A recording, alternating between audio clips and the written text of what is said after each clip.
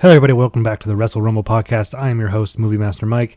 Today we're going to be talking the NXT Take Over 25, which is happening tonight. I'm going to run through the card and tell you my predictions. So here we go. First we got Matt Riddle versus Roderick Strong.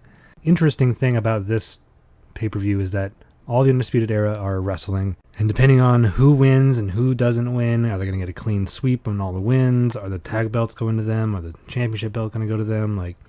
It all depends on if they win, if they don't, where Undisputed Era goes from here. But I think Matt Riddle is going to win.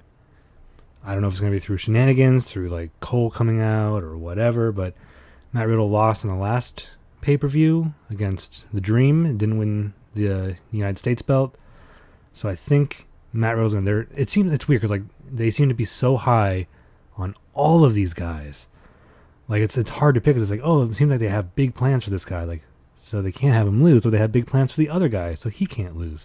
It's really hard to predict. But I'm going to go with Matt Riddle, because I'm really high on Matt Riddle, too. I love Matt Riddle. I think he's awesome. All right, next we have the Velveteen Dream versus the returning Tyler Breeze for the North American Championship. And the Dream is the champion right now, and I don't see Tyler Breeze beating the Dream.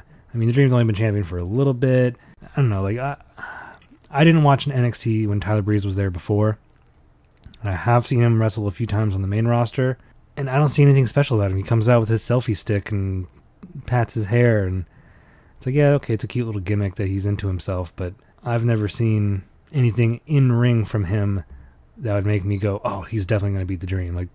Velveteen Dream is amazing. So I got to go with the Dream. All right, next it's for the vacant NXT Tag Team titles. You have the team of Danny Burch and Oney Lorcan versus the Street Profits versus the Forgotten Sons versus Bobby Fish and Kyle O'Reilly in a 4-team ladder match. This is going to be insane.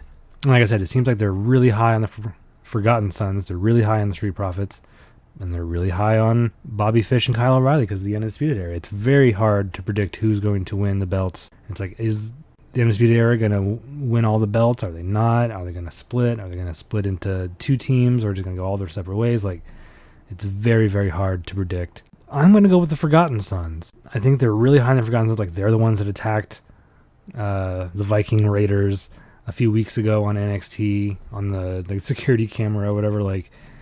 I think they're pretty high on them. And I know they're probably going to either keep him away, or because he got beat down this past week on NXT, maybe he's not going to be there because he's too injured.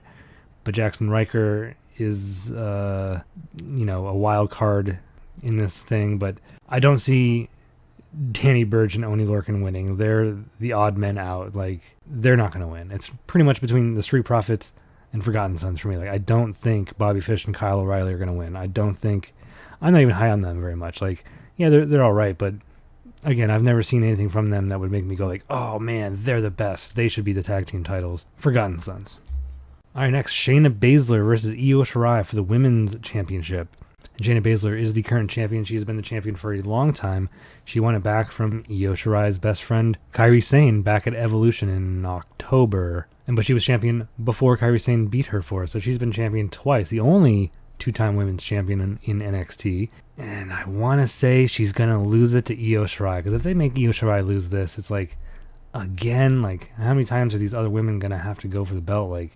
You got to give it to somebody else. You didn't give it to Bianca Belair. Was probably at the height of her popularity when she was going for the belt. So you got to give it up sometime. And I don't know if Shayna Baszler is going to make the jump to the main roster. I hope she doesn't, because they're just going to forget about her and bury her, and she's not going to be anything special. You're barely going to see her, and it's just going to be garbage. I don't think she needs to be champion anymore, and she could be fighting to become a 3-time champion, if she loses this, then kind of be mad about it, start slamming everybody around, kind of working her way back up to the number 1 contendership.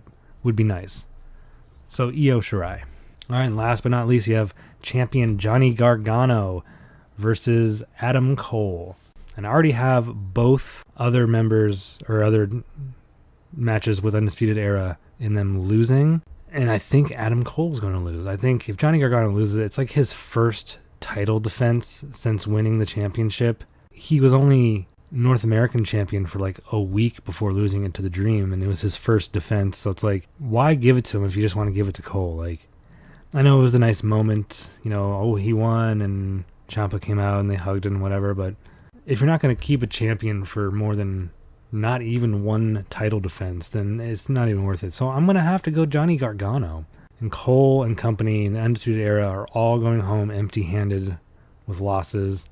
And maybe Cole's going to, I don't know, talk about how like they should disband because like they suck and or something. I don't know. I mean, maybe I'm wrong. Maybe one of them's going to win, but there's all these like theories like, well, maybe the other two win their matches and Cole loses his. So he's the one that's not winning the matches because he's like playing like I had the match won if it weren't for you guys. But if he loses this with no help and the other guys win theirs, then they can say like, no, you don't win because of you.